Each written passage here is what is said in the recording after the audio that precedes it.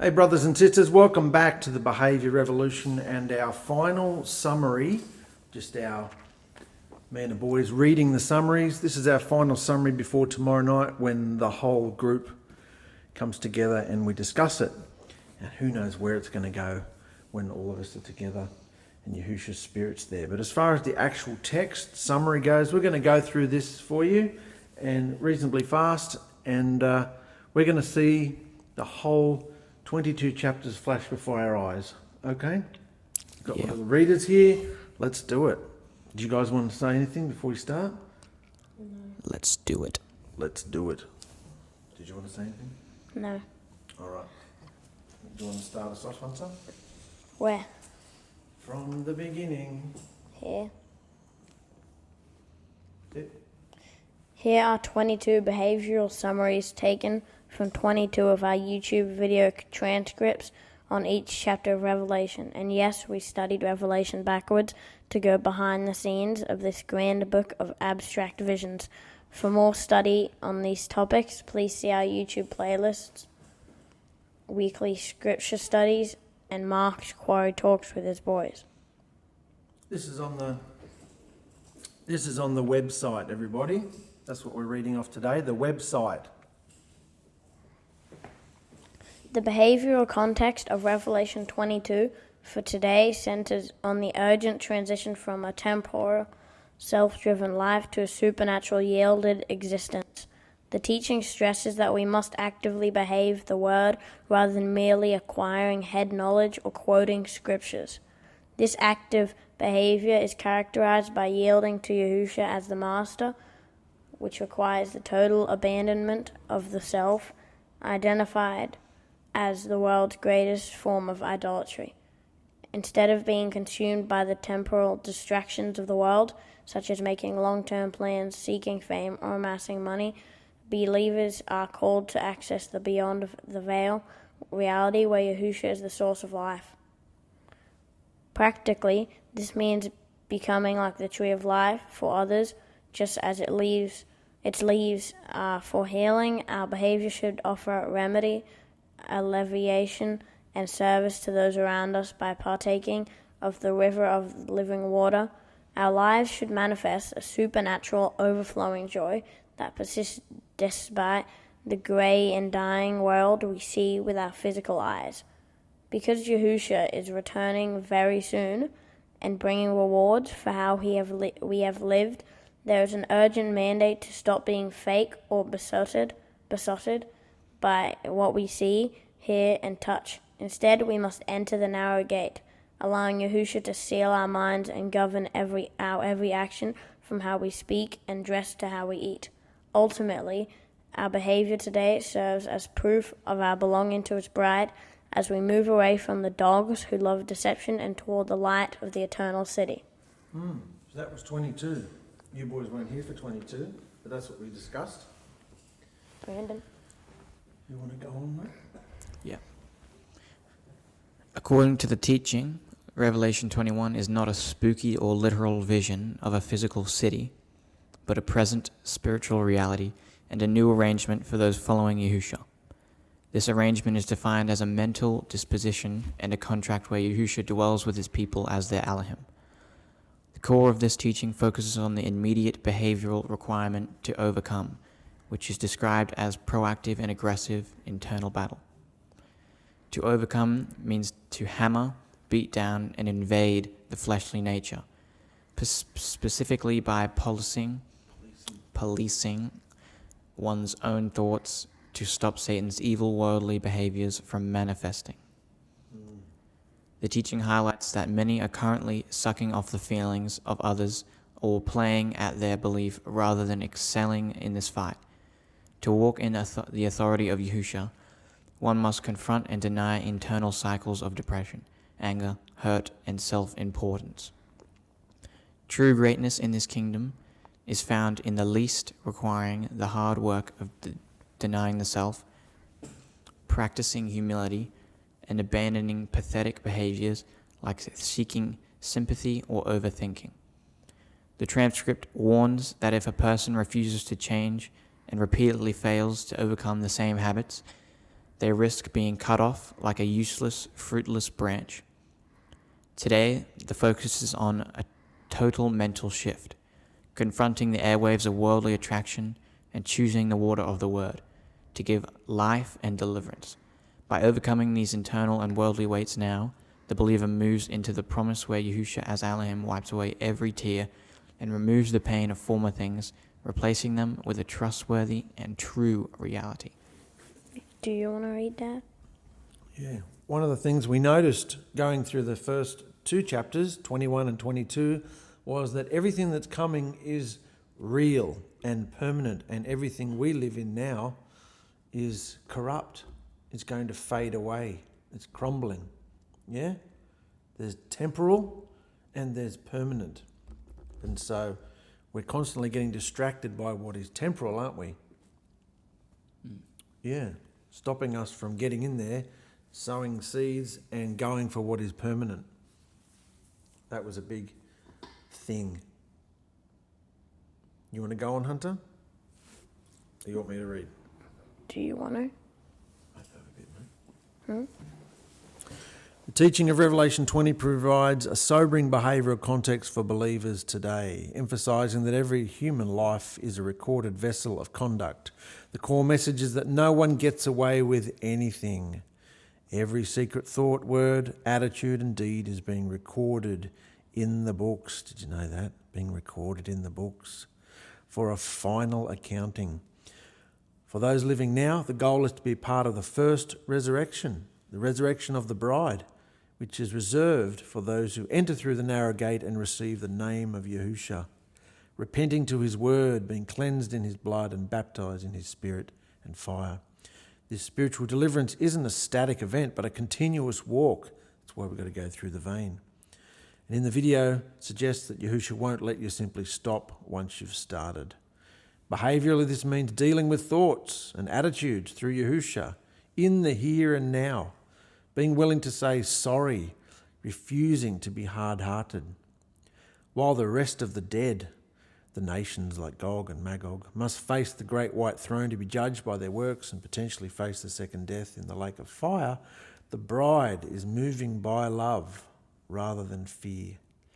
The study reveals that the books of death record deathly behaviour, mixing with singing and talking death, whereas the book of life is a book of love. Ultimately, this understanding relieves the believer of worry and stress, and it clarifies that staying in the vein of Yahusha and maintaining a repentant, loving heart ensures one's name remains written in the book, escaping the judgment of the dead who used their vessels for wickedness. You don't get away with anything. Hunter? Revelation 19 serves as a sobering blueprint for the spiritual and behavioral divide defining the world today, moving beyond ancient imagery into a present reality pivotal point for the believer. The central theme is that our identity is not found in religious labels, whether Jewish, Christian, Messianic, or Nazarene, but is strictly dictated by our behavior, which acts as the true sign or seal of ownership. While the world searches for a physical mark of the beast, like a barcode or chip or vaccine, the teaching clarifies that this mark is actually a spirit of hatred, mockery, and obsession with temporal lusts. Conversely, the fine linen of Yahusha's bride is defined as the righteousness of the saints, which is a lived relationship characterized by hating what Yahusha hates and loving what he loves. This behavior is not a begrudging ticking off of commandments, but a transformation through the vein of spirit and fire baptism that makes it impossible to continue behaving like the world. We are currently in a time of intense separation where Yahusha is already shepherding the nations with a rod of iron. This means that those who stubbornly pursue their own will are experiencing divine resistance, a rod on the back of the head, as they kick against the prods of his authority. For the believer today, the testimony of Yahusha must become the spirit of prophecy, pulsing through their veins, manifesting as a commitment to the two royal laws of loving Yahusha and our neighbor as ourselves.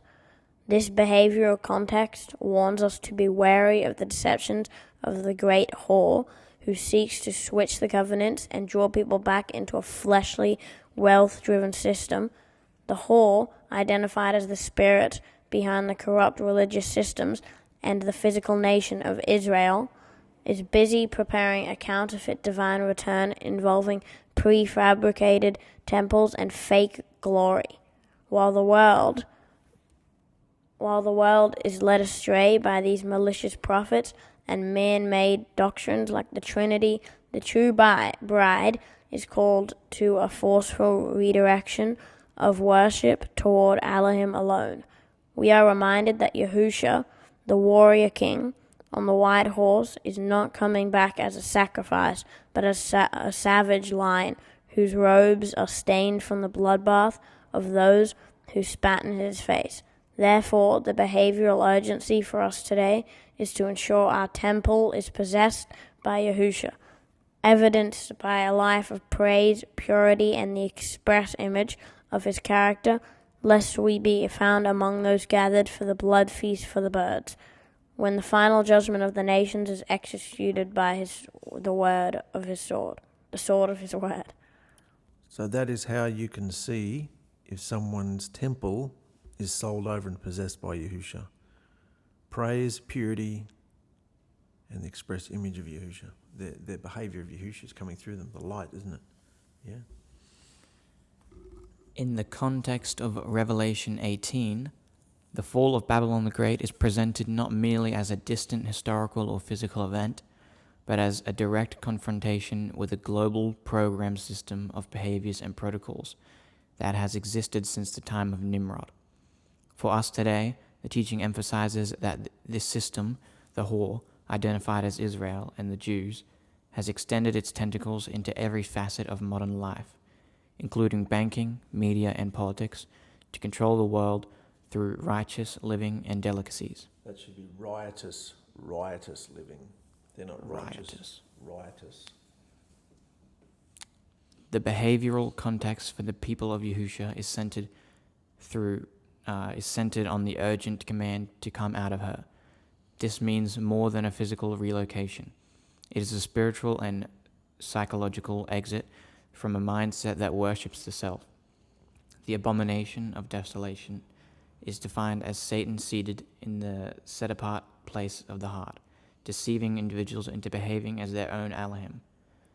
This Babylonian system utilizes extreme wealth and extravagant displays, such as the oligarchs and their gold-filled planes and swimming pools in places like Dubai or Hollywood, to make others feel like worthless scum.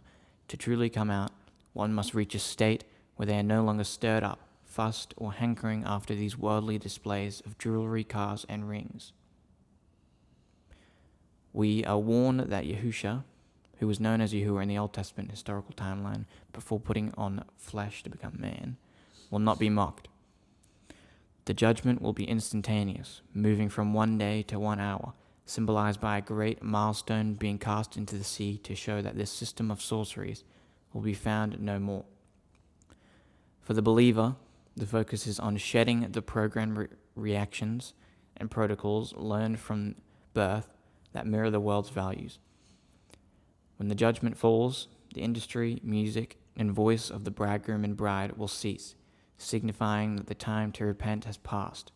Therefore, the contemporary application is to recognize that Yahusha is the one Alahim on the throne, rejecting the confusion of the Trinity, and to actively purge the internal Babylonian behaviors of self-worship and pride. By doing so, the people of Yahusha avoid being partakers of her sins and the resulting plagues of death, mourning, and famine, standing instead with the apostles and prophets who rejoice as Yahusha avenges the blood of the slain. You started to come in on it by now. You'd come up here by then, didn't you? Yeah. In the context of Revelation 17 teaching, The behavioural focus for us today is centred on the concept of confirmation and unity within a behind-the-scenes understanding of world events. The video frames the current global state as the stage production where the harlot, identified as Israel, sits in a position of seductive and manipulative power over the nations. Behaviourally, this means the world is currently drunk with the wine of her fornication, a state of being controlled, exploited, and riding on a system that is fundamentally an abomination.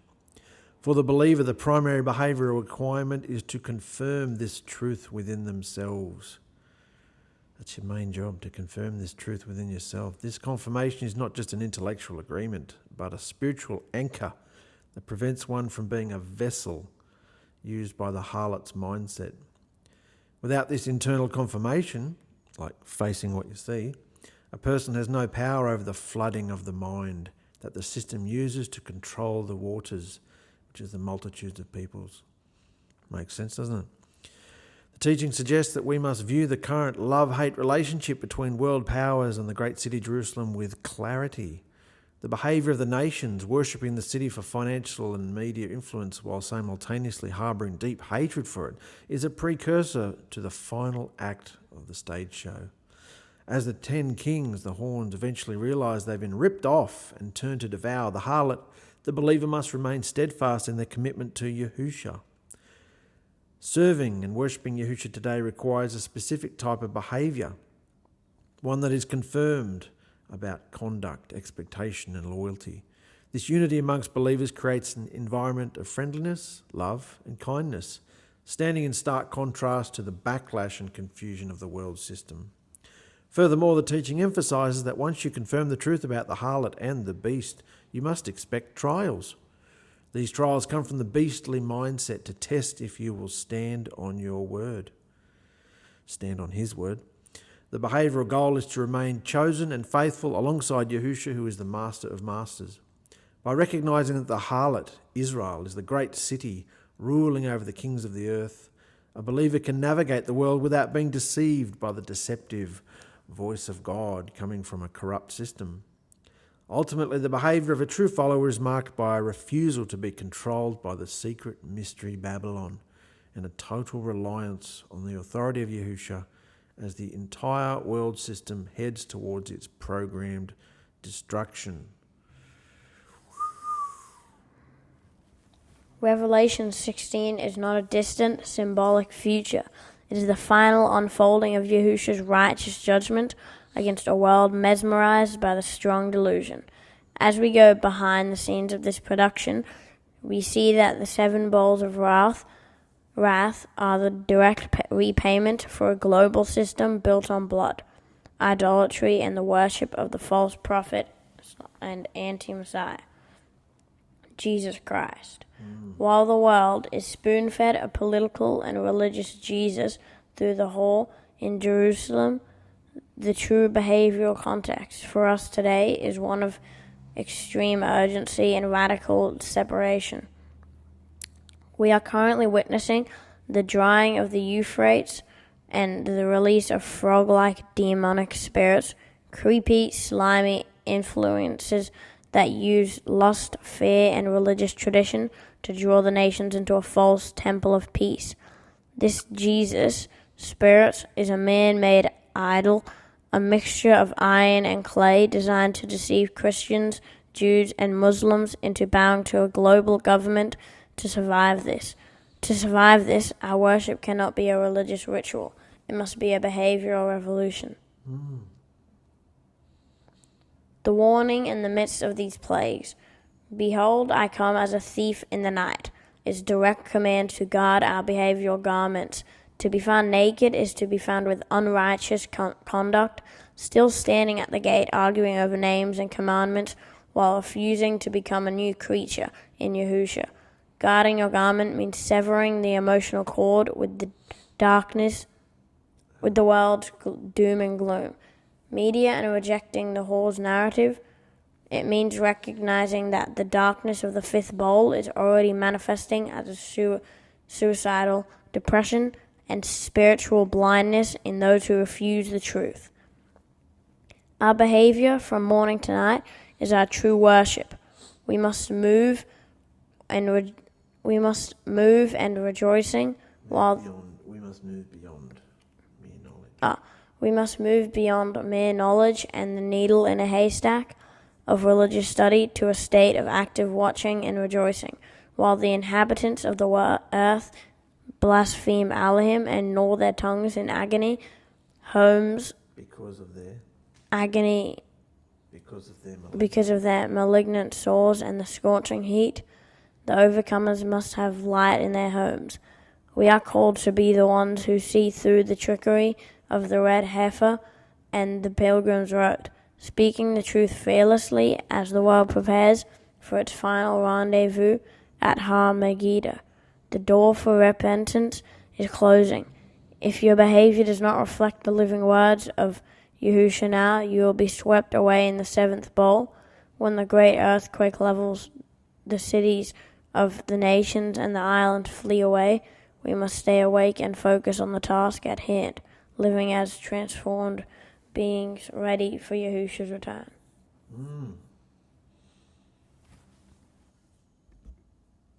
Revelation 15. In the profound vision of Revelation 15, we are presented with a heavenly reality that serves as a direct blueprint for our behavioral context today. The scene transitions to the sea of glass mingled with fire, where the overcomers stand in a state of total triumph over the beast, his image, and his mark.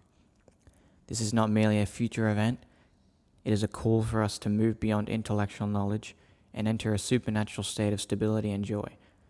While the restless masses of humanity are characterized by instability and chaos, symbolized by the many waters, those who serve Yahusha are called to be unshakable. Our behavior is our worship.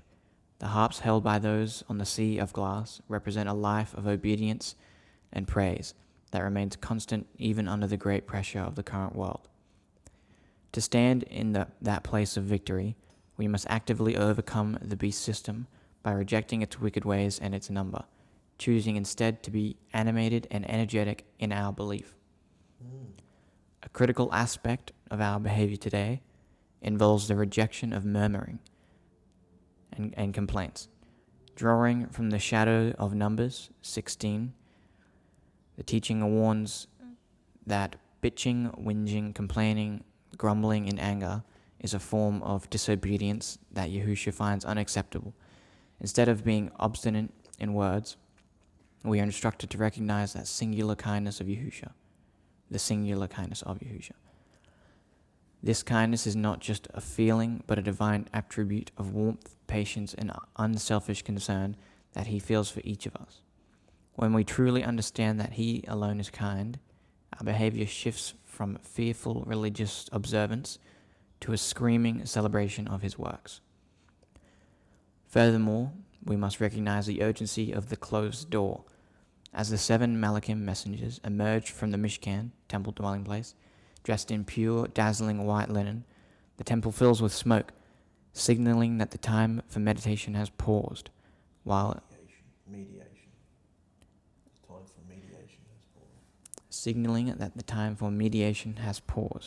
While Yahusha performs his righteous work, this smoke of presence means that once the judgment begins, no one, not even the angelic priests, can intervene. Therefore, our behavioral priority must be immediate repentance and the alignment of our lives with Yahusha's word. We are encouraged to dive into the Spirit, allowing the feeling of the word to come through us so that we may manifest the gifts of the Spirit. By maintaining the right mindset and a behavior of decency and tolerance, we ensure that we are not frackled up by the fire of judgment, but are instead standing as stable witnesses to Yahusha's ordered redemptive plan.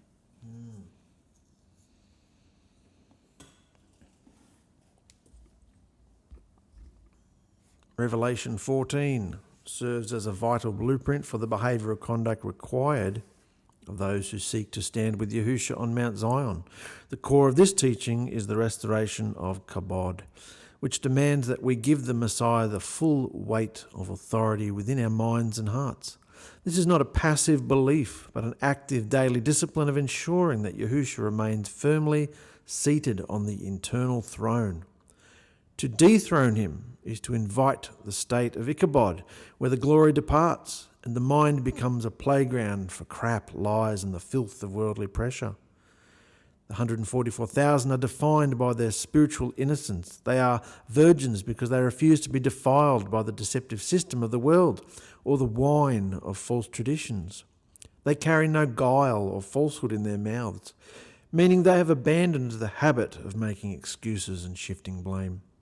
For us today, this translates into a lifestyle of absolute integrity and a refusal to mix the truth of Yahusha with the habits of the unrepentant, mixing the world behaviour with our Yahusha, the truth. He hates mixture, doesn't he?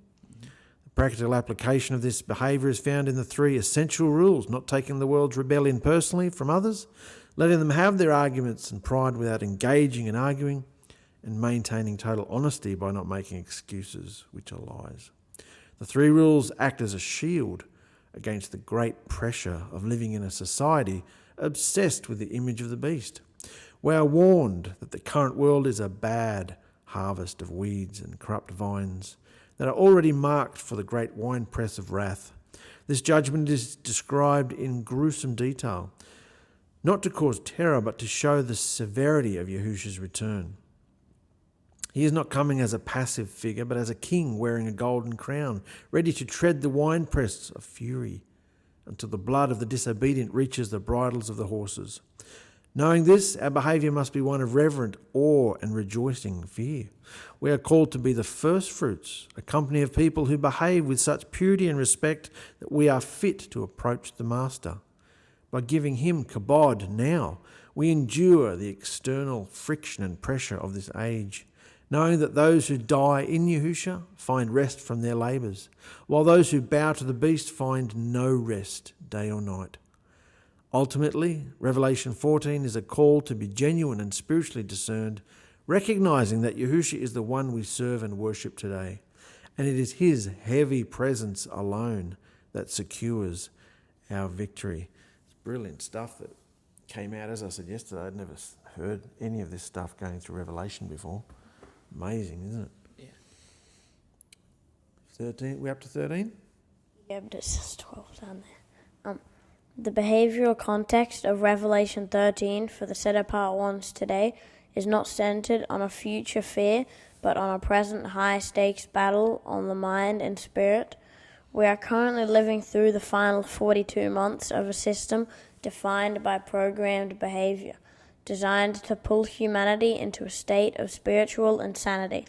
This system, described as the beast from the sea, is a man-made structure of global governance and occult manipulation that seeks to replace the loving kindness of Yahusha with a spirit of blasphemy, defined here as an active taunting hatred toward the truth, that pressure we feel in our daily lives, whether through the verbose and inflated speech of world leaders, Mansplaining. The technological wonders of AI, or the interference in our ability to buy and sell, is the manifest power of the dragon working through the system to catch us out and bring us into captivity. To resist the mark of the beast, we must understand that it is a behavioral alignment rather than a physical stamp. To have the mark in the forehead is to allow the system's ego-driven, self-worshipping thoughts to become our own, while the mark in the right hand represents acting out the using and abusing tactics of the world. Today, the false prophet, manifesting through the image of Jesus and the institution of Christianity, acts as a counterfeit lamb, using impressive signs and religious jargon to lead the masses back into the original Babylonian idolatry of the first beast. As the set-apart ones, our behavioral mandate is to remain standing while the world bows to these talking idols. We are called to be the opposite of this beastly culture where the system is dominating. We must humble where it is verbose and confusing. We must be simple and clear, and where it seeks to enslave, we must walk in the freedom provided by Yahusha. The pressure of these days is the process of our priests becoming clean and our veins being purged of the system's swill. So we serve and worship Yahusha today, knowing that he is the stone and currently smashing the mind control of the dragon. Our endurance is found in the belief that our names are written in the book of life, granting us the strength to refuse the dragon's behaviors and maintain a straight path in the midst of global deception. A lot of writing on this one, isn't there? Yeah. Going all right, boys? You want to do that one? Yeah. Revelation 12 serves as a profound behavioral blueprint for the believer today, shifting the focus from ancient cosmic history to the intermediate internal battle for spiritual maturity. The central theme is the agony of transition, the painful but necessary process of moving away from the old, rigid mindset into the new assembly under Yahusha Messiah. This transition is compared to a woman in labor. It is a torturous experience because it requires the death of the old self and the bad habits of the flesh. To navigate this, the believer must realize that Yahusha is the one we serve and worship now, as he provides the power to become an overcomer. The vision warns that the enemy, the dragon, has been cast out of the heavenly dimension and is now restricted to earth, seething with rage because he can no longer accuse the faithful before the throne. His primary weapon is vomit, a flood of lies, hatred, and self-doubt spewed into the mind to sweep the believer away. In a behavioral context, this vomit is identified as the urge to be furious, judging, or full of rage. The transcription emphasizes that the moment a believer allows these negative emotions to come out of their mouth, they are acting as a vessel for the dragon's filth. True maturity is defined as reaching a point where you hate your life, the old ego and its demands, enough to stop being a slave to these impulses.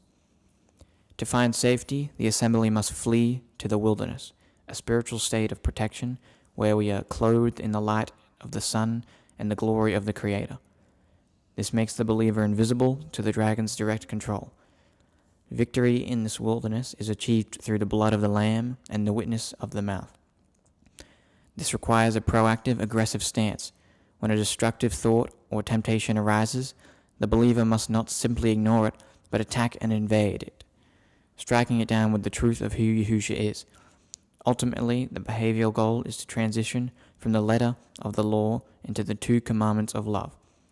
By choosing love and joy over the dragon's seething hatred, the believer overcomes the pressure of the world and remains hidden in Yahusha's protection during these final days.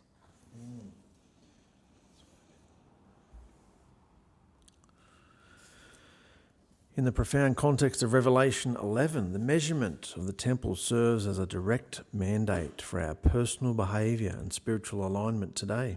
This measurement is not a physical assessment of a stone building, but a divine appraisal of the internal temple, our bodies, hearts and daily lives, daily behaviour. While the world remains preoccupied with the outer court, a space given over to the nations to trample underfoot, we are called to retreat from this external chaos and step behind the veil. This spiritual movement requires a conscious choice to distance ourselves from the common and the profane, which the nations treat with indifference. Instead, we must focus on the inner hall where Yahusha, our Alahim, is weighing our intentions and actions.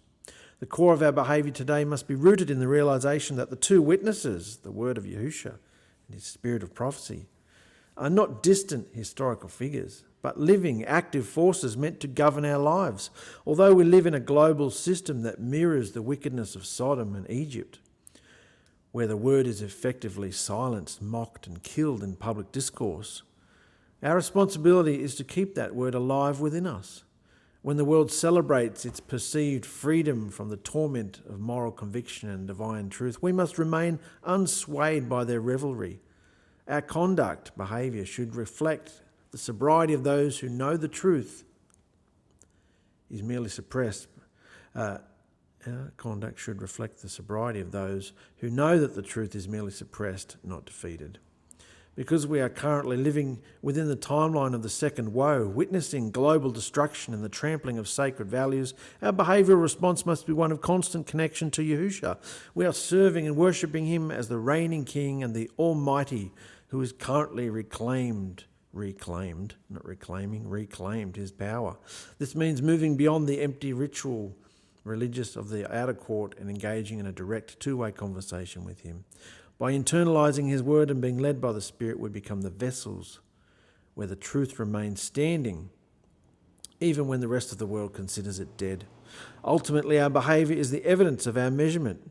It is the manifestation of whether we truly are part of his set-apart temple or merely part of the nations that will be judged when the final trumpet sounds and the ark of his testimony, his word, is revealed to the world. What is the little book? What's the little book, Hunter?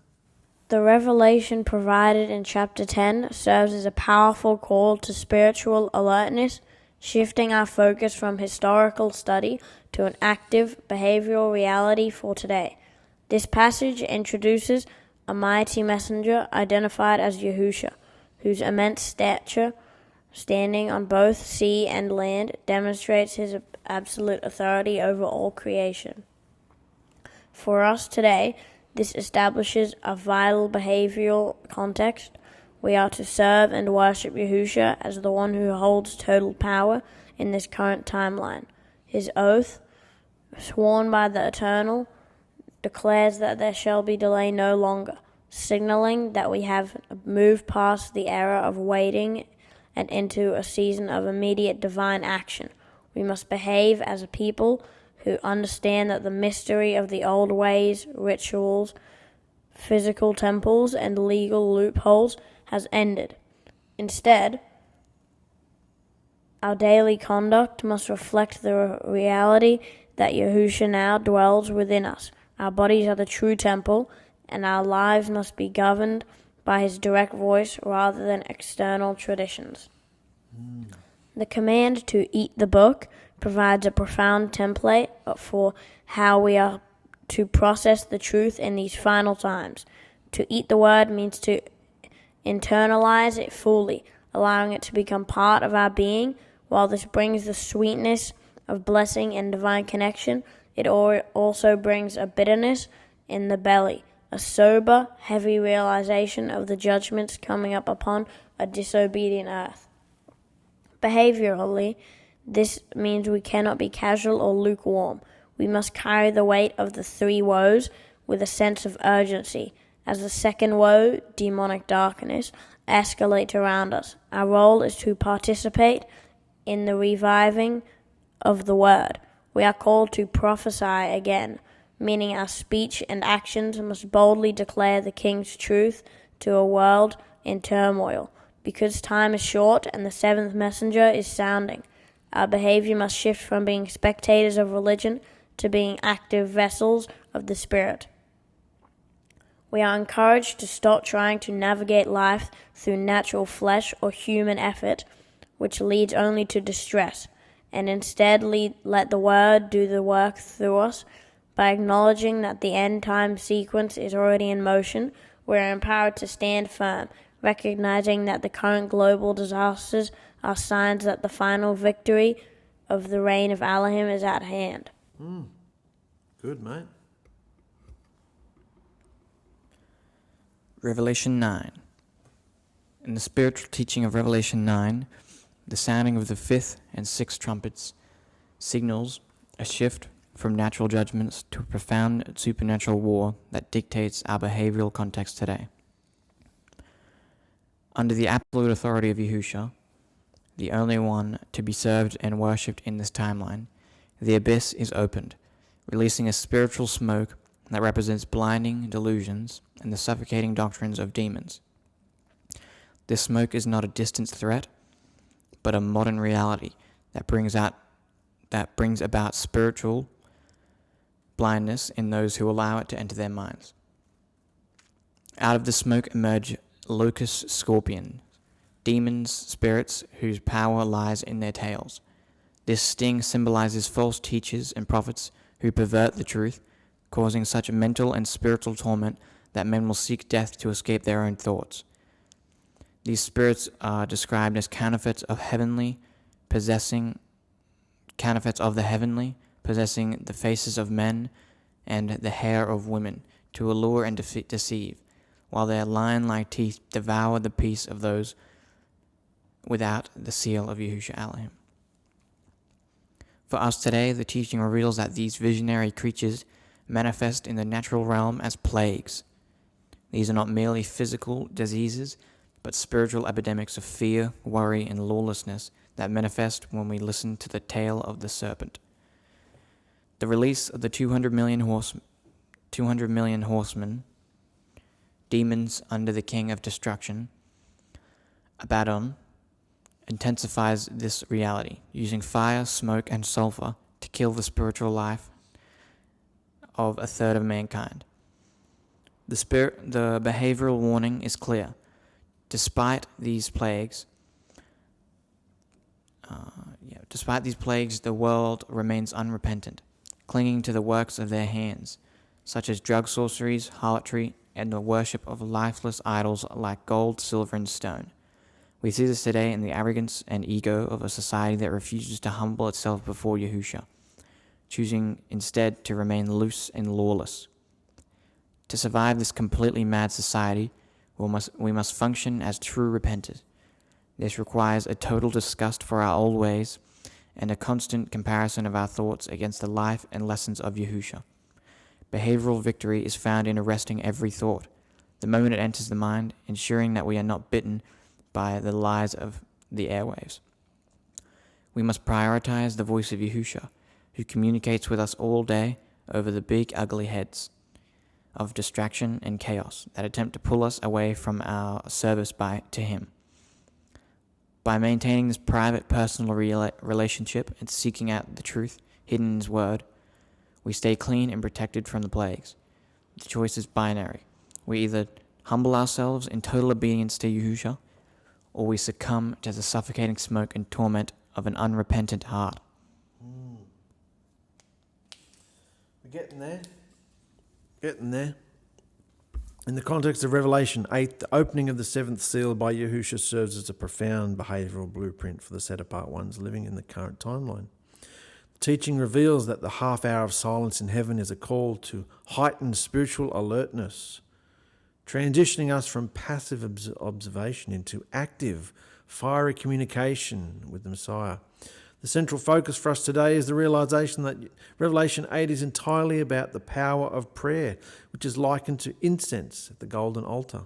This is not a religious ritual of kneeling or repetitive chanting, but a real-time, ongoing righteous conversation with Yahusha. We are encouraged to operate in a state of true consciousness, come to consciousness, where we recognize that our daily heart cries and requests are collected in a golden censer and mixed with divine fire. When this censer is hurled to the earth, it signifies that Yahusha is actively responding to our heartache and the world's wickedness by cleaning out the old system. Therefore, our behaviour must shift from being disheartened by the world's chaos to understanding that physical events like fires and celestial signs are often the outward answers to the prayers of the saints. Furthermore, the warning of wormwood provides a critical behavioural caution regarding what we consume spiritually. In this teaching, waters represent the peoples and nations, and wormwood represents the bitter lies and false doctrines that lead to spiritual death. For us today, the behavioural mandate is to guard our minds against these poisoned waters. If we ingest the lies of the world or place our love in distractions before our love for Yahusha, we fall into unconsciousness, becoming spiritually dull, miserable, and eventually dead. That's good, isn't it? Wormwood, the poisoned water, ingesting the lies of the world in its distractions. That's good, isn't it? Being distracted is wormwood. Putting that before our love for Yahusha, we fall unconscious. What's the symptom? Spiritually dull, miserable, and eventually dead.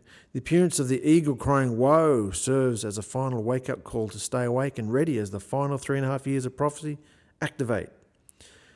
We are called to serve and worship Yahushua with total transparency, as seen in the act of repentance and laying on of hands, ensuring that our internal light is not snuffed out like the sun and the moon of the fourth trumpet.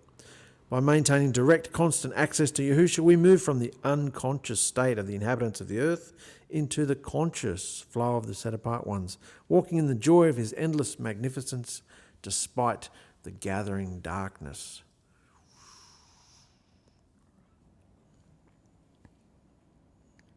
To be a true Berean in these last days requires a diligent spiritual examination of Revelation 7, moving past the creeping deceptions of traditional translations to uncover the behavioral reality for the bride of Yahushua today. The core of this teaching is that the sealing of the 144,000 and the appearance of the great multitude are not distant, future myths, but a present-day call to action and deliverance. We must recognize that there is only one living Alahim whom we serve and worship, Yahushua. While historical translations attempt to separate the one on the throne from the Lamb, the spiritual Yahuah, the spiritual vision confirms that Yahushua is the Lamb in the midst of the throne. Yahushua is the Lamb in the midst of the throne. He is actually the Father, Yahuah, who left his throne and divorced the old shadow harlot wife of Israel to incarnate, metamorphose as the Messiah Yahusha for our deliverance, returning to the throne as the sole authority we serve in these new covenant last days. The behavioral context for us today centers on the seal and the quarry. The seal is placed on the forehead, the seat of our mind, reason, and intelligence, signifying a total transformation of how we think and behave.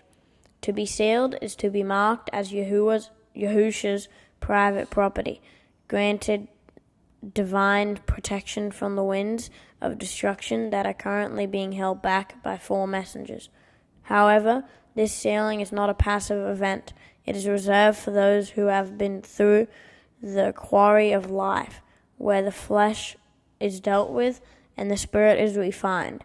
The great multitude described in this vision is those coming out of plenty of anguish, the intense spiritual pressure and distress of our current world.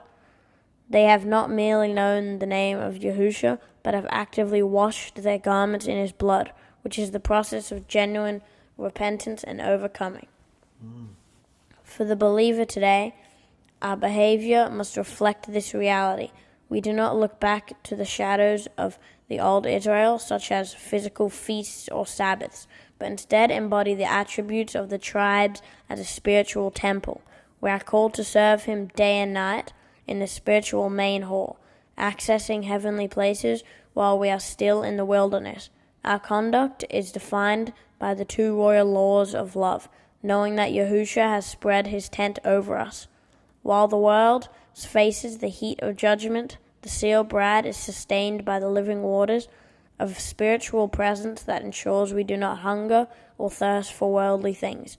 Ultimately, the behavior required of us is to stand firm in our deliverance, recognizing Yahushua as the only Alahim, so that we may be protected and perfected before the final trumpets and bowls of judgment are released upon the earth. Very good, mate. Good reading. We're getting there. Revelation 6. The opening of the 6th seal in Revelation 6, as taught through the lens of Yahushua's authority, provides a sobering behavioral blueprint for the believer in 2026. This is not a distant chronological timeline, but an intensifying spiritual reality that demands a shift in how we govern our internal and external lives. The 4 horsemen are currently unleashed, moving from the white horse of the Spirit and the Word to the grim riders of war, famine, and death. Behaviorally, this means that we are in a state of constant trial. The teaching emphasizes that the white horse was sent to empower us to overcome, specifically targeting the demons in the airwaves that manifest as invasive, destructive thoughts. In our quarry, our homes, and immediate communities, the primary battle is the arrest of these thoughts. If we fail to behave with spiritual discipline, allowing the flesh to lead, we effectively step out from the protection of the Lamb and become subject to the following horses: the loss of personal peace, red horse; the spiritual and physical hunger of scarcity, black horse; and the ultimate rot of destruction, pale horse. Today, as we witness the sixth seal intensification, seen in the surge of record-breaking earthquakes, the 2026 blood moon and solar eclipse, and the tangible preparations for a third temple in Jerusalem, our behavior must be marked by Berean alertness. We are warned that judgment begins in the house of Alahim. This means that the pressures, alignments, and floggings we feel in our daily lives are not random. They are Yahusha's refining fire, designed to perfect us so that we do not face the unbridled wrath falling upon the world.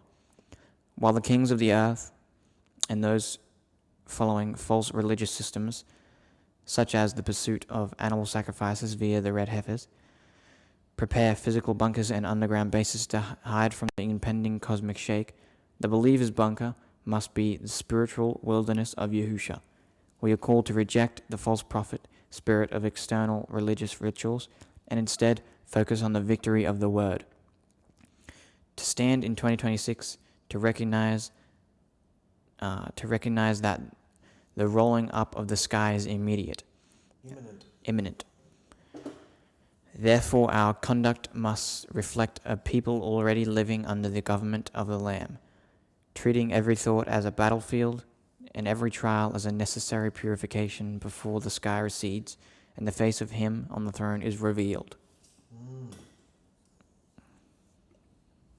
I didn't realise this would take so long. Sorry, guys.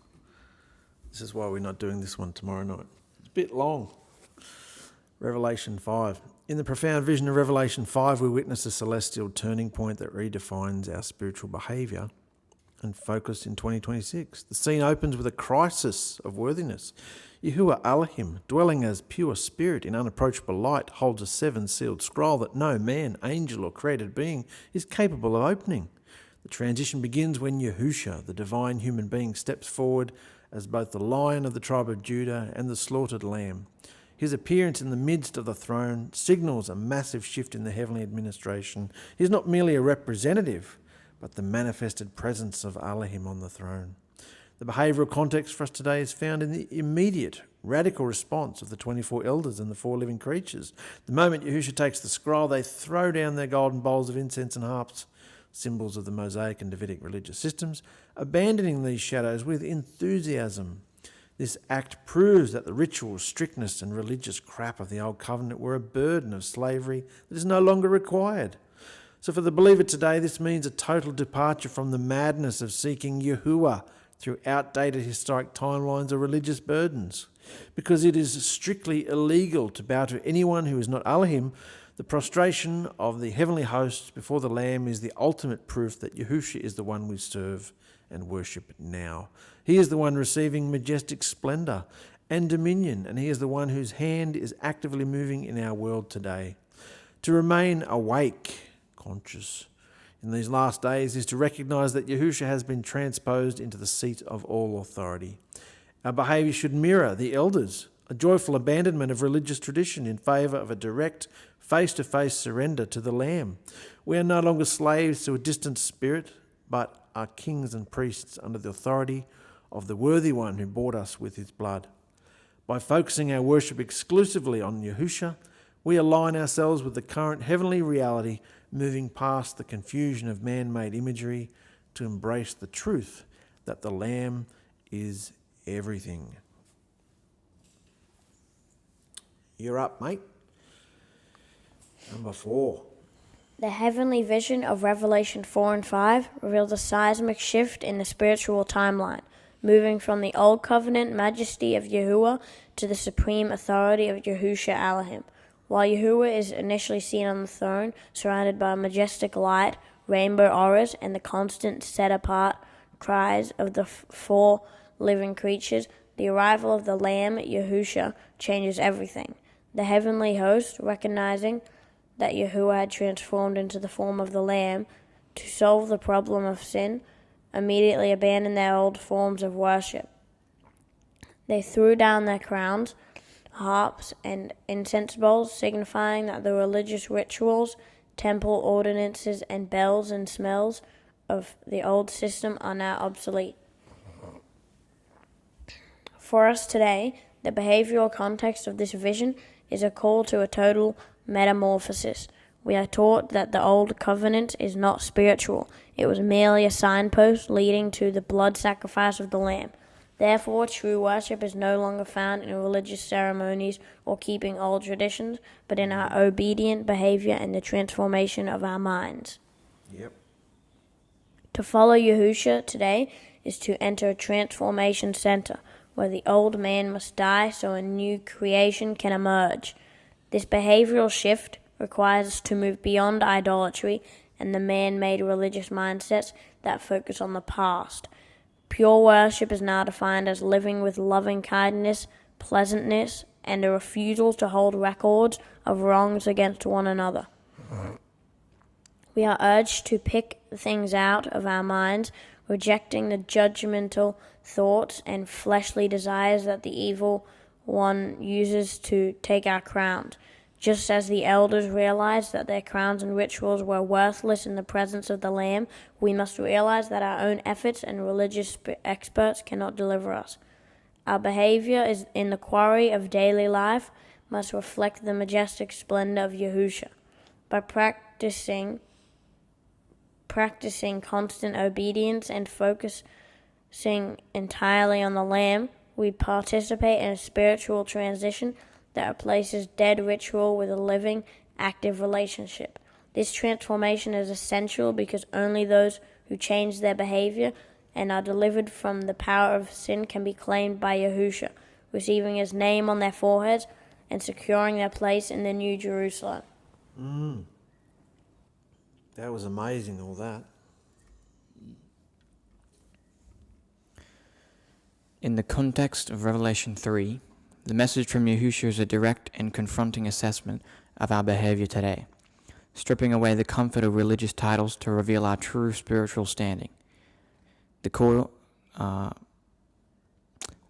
of this teaching is that having a name for being alive is meaningless if our works are not found complete before Yahusha Alahim.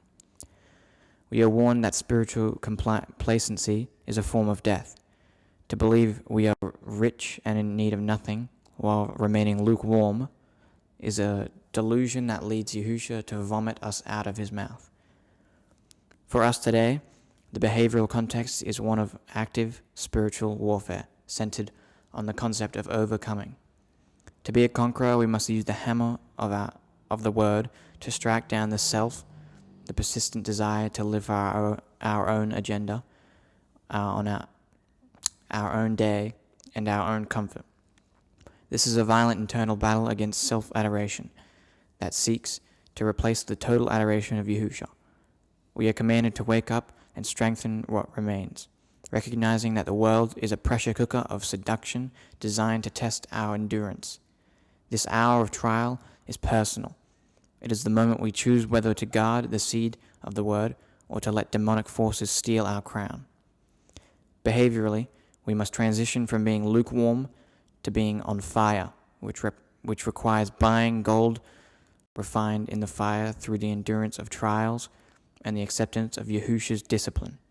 He flogs and chastens those he loves, and our response must be one of zealous repentance rather than offense.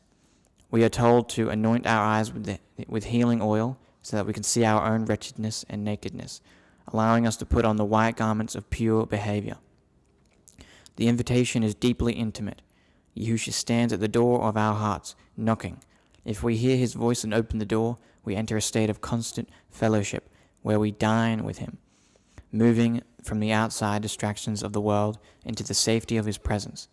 Ultimately, the reward for this behavioral overhaul is the highest authority, sitting with Yahusha on His throne. We must serve and worship Yahusha as the one who holds the key of David, acknowledging that our goal to become permanent pillars in the temple, never again wandering back into the defilement of the world. To achieve this, we must remain in a state of junkie-like obsession for His presence, bashing away every thought or mood that threatens our consciousness and our crown. All right.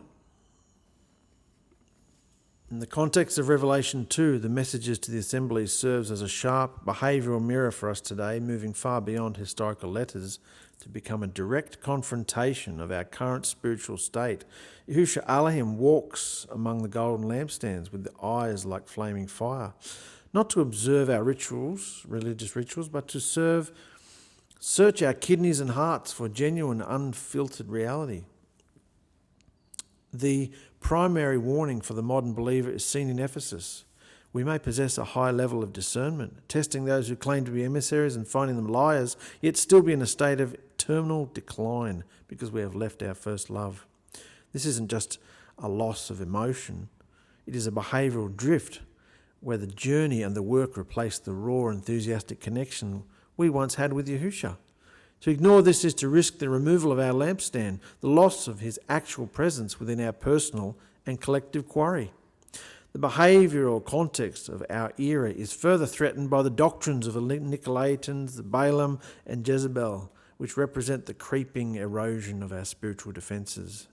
Today this manifests as lording over others through clergy-like hierarchies and stifling individual growth, or the Jezebel mindset that seduces us into spiritual whoring by mixing the truth with worldly adulations and compromise. Yahusha demands that we stop putting up with these behaviours. He calls us to be a threat to the enemy. If we're not being tried or pressured by Satan, it is likely because we have become too introverted, holding ourselves back and playing the quiet bubby rather than being an overcomer. To be a threat means to be real and genuine, stripping away the walls of reputation and false personality.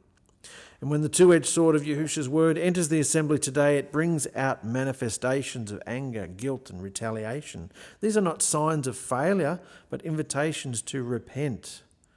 The teaching emphasises that we must stop the ghosting of the family and Yahusha, facing our demons head-on to receive the white stone of acquittal and the hidden manna of eternal life.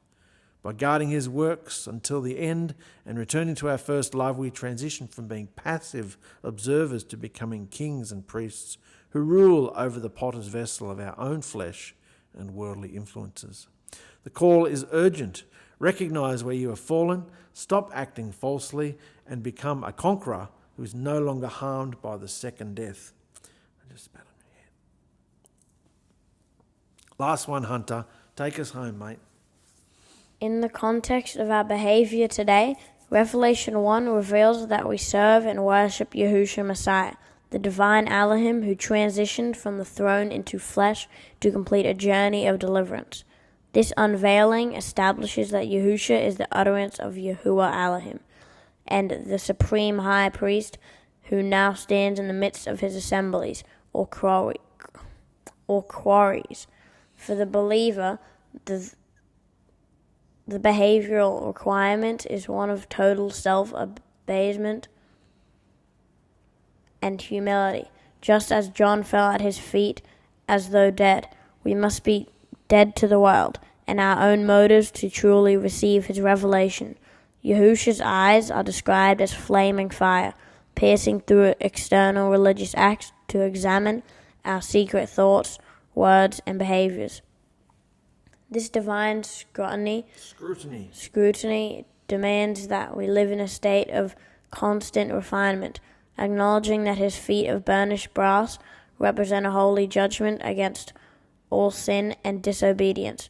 We are called to be a kingdom of priests, which means our primary responsibility is to keep the portal of communication open and stay focused on the one who holds the keys of death.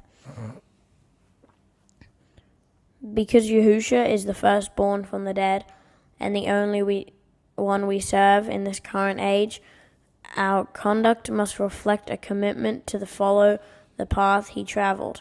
We must guard and keep his words with urgency, for his voice, like the sound of many waters, will eventually shake everything that can be shaken.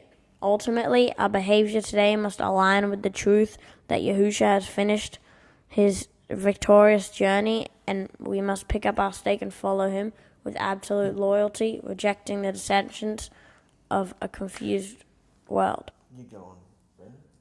As a kingdom of priests, your primary duty is to maintain the spiritual portal of communication with Yahusha, ensuring that the presence and light of the Messiah remains central to your life and assembly. Just as the ancient priests were tasked with the meticulous care of the sanctuary, believers today must be keepers and guardians of the word, ensuring it is not stolen or changed by outside influences. This role requires a high level of spiritual alertness and internal purity, as you are the modern lampstands that hold his light in a dark world.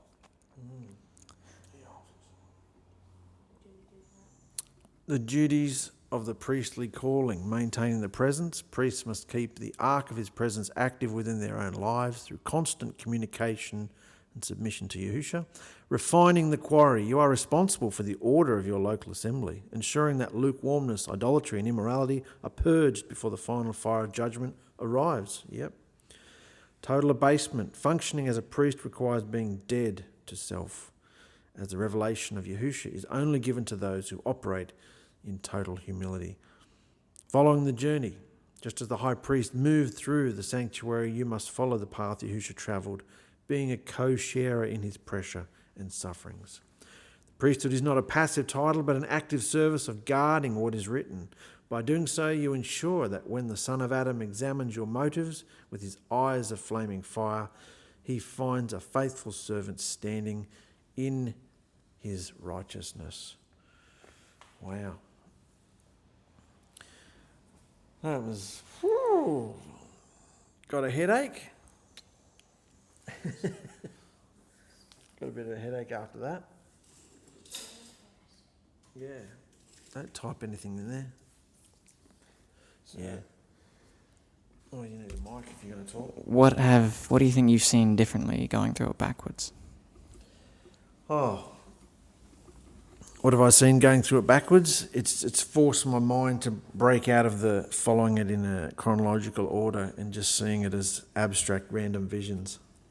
And what have I seen?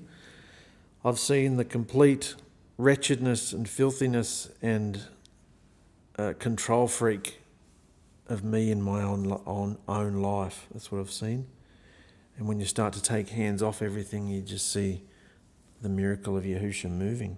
Yeah, being able to talk to you, being able to talk to you, the other boys and girls, being able to talk, and relate. Everybody's coming closer, aren't they? Yeah. Finding that, Hunter? Yeah. Yeah, you hear? Yeah. So, did anything stand out at you going through all that, boys? Come on, it's a long video. Let's wrap it up.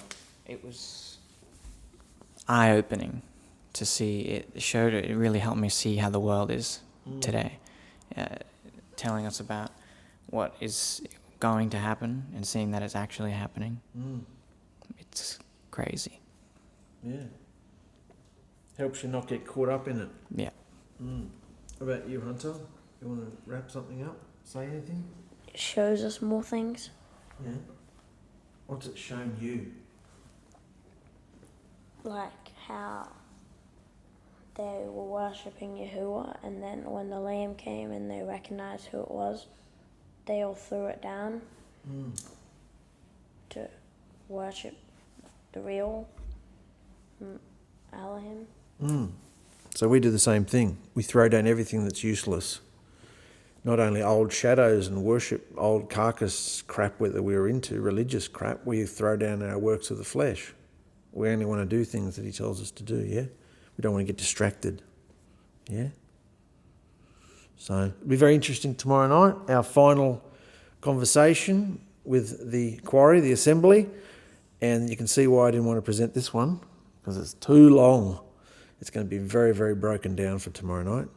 But this is from our website, and thank you for joining us, brothers and sisters. And I hope if you've missed some of the weeks, you can go back and see them.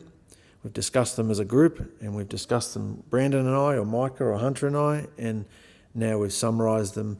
And then the whole group's going to come together tomorrow and put a nice big bow on it, and we'll see what happens there. We love you guys very much. Bye. Didn't realise it was going to be that long, sorry. Oh, it's all right, we can read fast. An hour later. Oh! As soon as we went through the first one, I knew it was going to take a long time. That's why I stopped commenting. This is going to take forever.